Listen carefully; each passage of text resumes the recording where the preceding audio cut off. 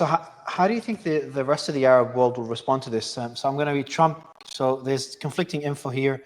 Israeli Channel 12 says Trump gave the green light to attack Hamas leadership in Doha. So there's Israeli media making that claim. I think Axios made that claim as well. I think I read earlier. So we're getting different reports that the US has greenlit this. And Scott, you've made a good argument that you've got a lot of evidence to show for that. How else could the jets fly all the way from Israel to Qatar without the US knowing? The next question, though, is what worries me is, I spoke to someone before this interview.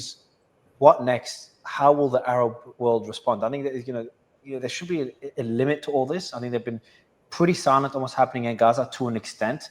But now that one of these countries got struck, how do you think the rest of the world will respond? How do you think Saudi, Kuwait, Oman, they've all condemned the attack, Turkey, Jordan will respond to this attack, Scott? Not a damn thing. They won't do anything. What can they do? They're going to recall their ambassadors. They're going to launch a demonstration of force. They're going to evict American forces from their soil. They won't do a damn thing. You might hear some screams out of Turkey, but at the end of the day, Turkey's a NATO member who is not going to divorce itself from the United States. The Arab world will make some noises, but they won't do a damn. Why? Because not a single one of them supports the Palestinian cause. Not a single one of them is going to sit there and be seen as aligning with Hamas. This is why it's a free ride for this president, because the United States and Israel have successfully, pressured the Arab countries into taking a stance that basically says they will be silent in the face of genocide. Come on, Mario, let's remember what's happening here. Genocide, active, ongoing genocide against the Palestinian people, and the Arabs haven't said a damn thing. They're doing nothing. And now you expect the Arab world to jump up and scream because Israel took out or tried to take out Hamas leadership? You know how unpopular Qatar is in the Arab world? It's not like people are going to be bending over backwards saying, oh yeah, let's rally around Qatar. No, nothing is going to happen. Nothing, except, and this is where I'm worried. If I was an American negotiator, I would resign right now. I would never go and represent my country anywhere, because now I'm free game. Now it's hunting season on American negotiators. Steve Witkoff's life expectancy in the Middle East is about zero now, because the United States has shown that they respect nothing, that we are nothing. All we understand is the law of the gun. And we've just legitimized terrorism. Okay? Whatever moral ground we wanted to take about October 7th, it's gone, finished. We never again can speak up about international law and the niceties of law. We just legitimized everything Hamas did because we sunk to their level, if that's the interpretation you want. I don't take that interpretation, but if we're going to condemn Hamas for violations of international law, what did we just do? A massive violation of international law. So the Arab world will do nothing because they can do nothing. They're incapable of doing nothing. We're seeing the depth of the depravity of the Arab leadership. They stand for nothing, literally nothing. Tell me one thing they stand for. Israel, and they're doing a good job at it. This is, for me, that perplexes me. And I was talking to Congresswoman Marjorie Taylor Greene yesterday, and I'm like, the weird thing about all this is that the biggest loser, one of the biggest losers, not the biggest loser, obviously the biggest loser is Palestine, but one of the biggest losers is the US. The US is getting a lot of people that are starting to hate the country, hate their support for Israel. And the US is just paying for this war. So, and now US is threatening their relationship, in my view, their relationship with those Arab, I call them allies. So again, Scott, and what I asked Alice earlier, what is for the US to gain out of this? And just there's a report that came out that apparently, according to Israel Hayom, that Qatar was also made aware, not only the US, but Qatar was also made aware before Israel launched their strike. So I'd love to get your thoughts, Scott, on two things. First, do you think Qatar was made aware? Do you think they would have greenlit this? And number two is what's for the US to gain? What's the ROI for the US? We know what the Israeli ROI is. Was Qatar, were they notified? Who notified them when, in what capacity? There's stories out there that the apartment that was hit didn't have anybody in it, that the Hamas leadership wasn't in the apartment at the time of the strike. Wife was, family were, they were killed, security people were killed. If that's the case, maybe Qatar made made a quick phone call and diverted the team. I don't know. We'll find out. I don't know. Was the leadership good there in the chief of state? Then that undermines his credibility. Who can do that? What does the United States gain from this? I'm beginning to think, just this is way outside of the box here, but I'm beginning to think that the United States is looking to break Israel, meaning that the only way we can get out of the Middle East is for Israel to commit suicide. And we're doing everything we can to help Israel commit suicide, because all this does is dig a deeper hole for Israel. If you think this ends the Gaza conflict, you know nothing about the Gaza conflict. If you think somehow that the Hamas fighters in Gaza are going to go, oh my God, they just blew up our delegation in Qatar, it's time for us to consider surrendering. They won't surrender. This is breaking Israel. This is destroying Israel. This is destroying Israel's credibility. This is hastening the divorce that's ongoing between Europe and Israel, and between the rest of the world and Israel. And look at what Donald Trump said the other day. He said that the Israeli lobby is losing control of the American Congress, that the influence they once enjoyed is shrinking. So why, if that's the case, if your job is to strengthen your ally, why would you do something like this that just further undermines that, destroys the credibility? There's a new national security strategy document that's on Pete Hegseth's desk, and it talks about basically creating Fortress America. It talks about the number one priority is the American homeland. In order for us to focus our resources on the American homeland, we need to disentangle ourselves in Europe, and we need to disentangle ourselves in the Middle East. And, the more I think about it, it just sounds to me like Donald Trump's creating a pathway for disentanglement by basically breaking Israel, because there's no other way to justify this. This isn't good for Israel. I mean, this is good for Laura Loomer. This is good for, the wackos that are out there spouting Islamophobia, and anybody who dares speak out in defense of peace and who's not 100% on Israel gets, Loomered, and they get removed and they get harassed.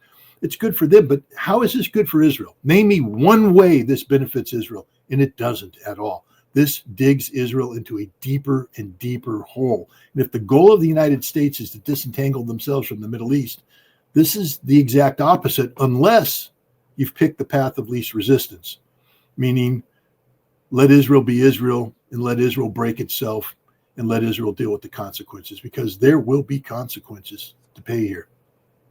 So, Alex, in terms of consequences, how do you think Hamas will respond? Could they, because this is a pretty big escalation, at least in my view, striking the peace negotiators in Qatar.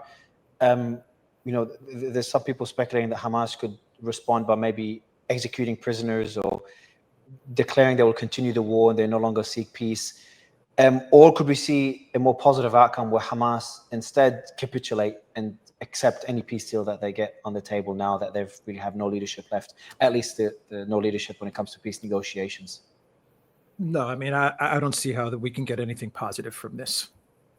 I mean, I don't think you're gonna have any part of Hamas say, okay, we're done. Let's end this. We have no more negotiators. We have no more leadership. Fine, whatever you guys want, we'll agree to it. You're not going to get that. That's not where we're going. We're going in the exact opposite direction. That's where we're going, the exact opposite direction. I mean, the Israeli leadership, the U.S. leadership, they're in panic. I mean, I think this, this may be seen as a decisive, strong move, peace through strength, and all of that stuff. Maybe it fits into that narrative, but it's the exact opposite. This is a sign of panic. If you look at it through a geopolitical lens, it is a sign of panic. A sign of strength and confidence would be to negotiate this, to engage in diplomacy. That would be a sign of a strong country, of a confident country, of a country that's on the right side of history. What about the people that claim that Israel doesn't seek peace? That's why they did this. Maybe Hamas was close to accepting a peace deal, and that's why they struck the negotiators. Well, they're not seeking peace. I mean, you're not seeking peace when you go after the negotiators. But that's why it's a sign of panic, because if you were confident in your position, if you were confident in your place in the region, you would you would go for the negotiation, wouldn't you? If you're confident in your trajectory towards victory, that you have secured a victory, you would try to negotiate it. Look at how Russia is approaching that conflict. Russia is talking about negotiations. They've actually presented a peace plan. I mean, the collective West media doesn't talk about it, right? They never mention, June 2024 root causes. But Russia is confident in its military strategy. It's confident in its plan if it has to execute that military strategy. But they are telling the United States, yeah, if you want to talk, we have a proposal so that we can end this thing on a diplomatic basis. Israel's not taking that approach. The United States is not working with Israel to take that approach. What they're saying is the exact opposite. We're just going to continue decapitation strikes. And every time we schedule some sort of a negotiation, it's a ruse. It's a trap. That's the message that they're sending out. But it's a message of panic is what it is. That's how I think a lot of countries are going to interpret this. I think a lot of the great powers, I think that the two big powers, China and Russia, are going to interpret this as a move of panic. So Max Blumenthal, who I interviewed a few days ago, put out a tweet the team just sent me before this interview. And I think he's implying that the Trump's peace proposal was just a ruse to get Hamas to all come together for Israel to strike them. So essentially, the US was in cahoots with Israel for the strike. He said 2 days ago, Trump issued a short proposal and warning designed to compel Hamas's exiled leadership to gather in Doha. So essentially compelled them to come together to gather. Hamas said at the time, quote, "It looks like Trump's proposal was written by the Israelis," as you said, Scott. And then when Hamas met today in Doha, USA Defense and Qatar stood down. Scott, you said that as well. Israeli officials have told the Jerusalem Post the US greenlit the decapitation strike, which we've talked about, and it continues to imply that it was all planned. It was all planned to be able to wipe out Hamas's leadership in Doha. Alex, do you think it could go as deep as that, where the US was in cahoots from the beginning? Not only was it greenlit the attack, helped strategize with Israel for the attack. Is that a possibility from a military perspective? Sure. I mean, once again, I'll defer to Scott from a military perspective. From a political perspective, it's possible, probable, maybe. I mean, I'm very curious to see what the statement is going to be from the White House. I want to see how long it takes the White House to issue a statement, because that's also going to be indicative. The time that they take to issue a statement, it would have been better for the United States. I would have had more confidence in the United States if they had issued a statement right away and said we had nothing to do with this. That would have been an indication that perhaps the United States really did not have anything to do with this, at least with the planning stages or something like that. But it's been a couple of hours. It's been more than a couple of hours, and we haven't had a statement. Yeah, which means that they're thinking about how to approach this. Scott? I think they were expecting Hamas to be dead. I think they have a statement prepared.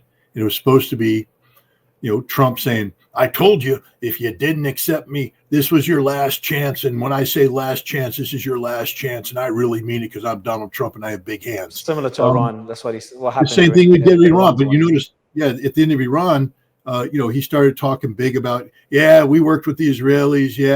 We killed their negotiating team. I've got, Scott, there's a question on them being alive. Breaking unnamed Hamas officials have told Al Mayadeen, pro-Hezbollah. So Al Mayadeen is the pro-Hezbollah news outlet in Lebanon, that all delegation members in Doha have survived the Israeli airstrike. That's what I heard. I heard that they were supposed to be in the private home they were supposed to meet in the private home, and that I think that report was from the report initially was from Al Jazeera. Now we've got also Al Mayadeen that's quoting Hamas officials, which you made a point that maybe Qatar gave them a warning, or someone in the Qatari government gave them a warning if Qatar knew about the attack. That's just a hypothesis. I'm just for whatever reason, I worked with the Israeli intelligence for many years, and they, they're not. I don't support their cause, but they're not incompetent. They when they do something like this, you've seen the photographs of Benjamin Netanyahu in the bunker, with the command photograph of everybody looking at the video screen, when you assemble your leadership like this, that means everything was planned. There were assets on the ground. I'm just telling you how Israel works. There were assets on the ground that were tracking the movement of these people. The launch would not have been made from the aircraft without positive confirmation that, the target was where it was supposed to be. The Israelis don't work on guesswork. There's too much at stake here. So, Israel didn't do this to fail. They did this to succeed, and something went wrong in the end.